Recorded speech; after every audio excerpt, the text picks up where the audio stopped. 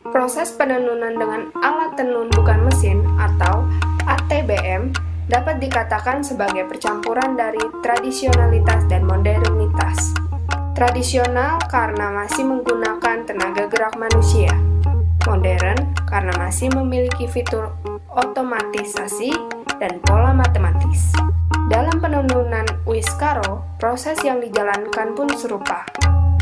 Berikut ini adalah langkah-langkah proses penenunan kain tenun Uiskaro dengan menggunakan ATBM. Bahan baku benang tenun umumnya dijual dalam bentuk paket berukuran 5 kg dengan kondisi yang berbentuk untayan terikat. Proses pertama, untayan bahan baku kain dimasukkan ke dalam bak terbuka berisi cairan khusus sebagai persiapan pencelupan warna. Proses ini sendiri disebut dengan kelantang. Setelah dikelantang, kain kemudian dipindahkan ke dalam bak besi vertikal berisi cairan warna yang bervariasi. Kemudian, kain ini direndam dalam air jernih untuk menetralisir sisa warna. Demi mendapatkan warna seutuhnya, kain yang telah dicelupkan tadi dicuci dengan sabun dengan temperatur tinggi di dalam tungku pemanas. Kain lalu diperas untuk mengeringkan air sabun, lalu dijemur hingga temperaturnya kembali normal. Kain yang sudah diwarnai secara sempurna, kemudian dijemur kembali tanpa kontak sinar matahari langsung, demi menjaga warnanya. Proses ini disebut dengan kanji. Jika sudah mengering, kain lalu digulung dengan menggunakan alat pintal yang sering disebut dengan kelosan. Tujuannya, supaya kain dapat diperhalus menjadi benang dan tersusun dengan rapi. Gulungan ini nantinya akan digunakan untuk menyusun benang lungsi pada alat penenunan. Untuk menyiapkan benang hiasan pada kain tenun, dilakukan proses pemaletan pada mesin ini. Benang yang dihasilkan disebut dengan benang pakan.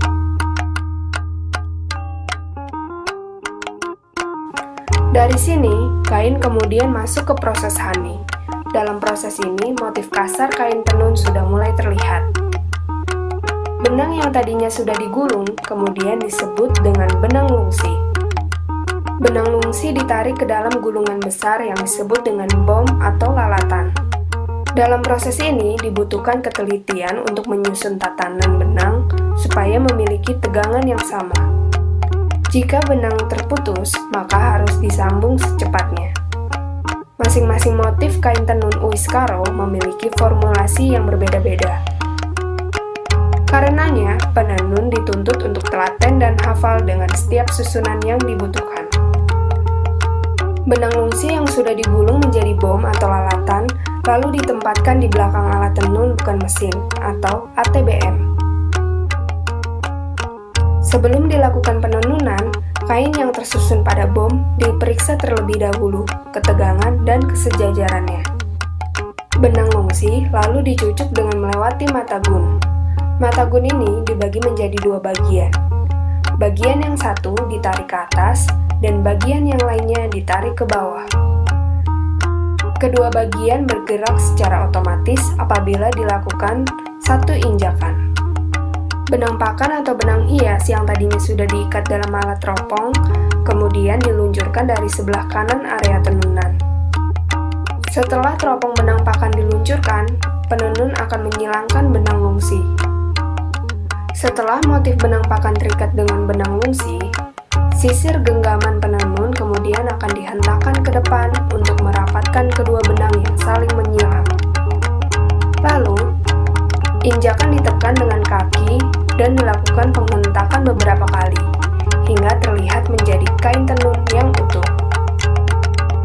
ATBM berteknologi jacquard juga dimanfaatkan untuk menerapkan motif tenunan yang rumit, yang apabila dikerjakan dengan ATBM konvensional.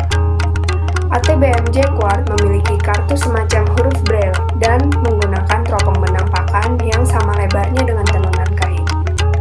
ATBM jacquard ini bisa menjadi penolong untuk melestarikan ragam hias tradisional yang kini mulai dilupakan makna dan eksistensinya.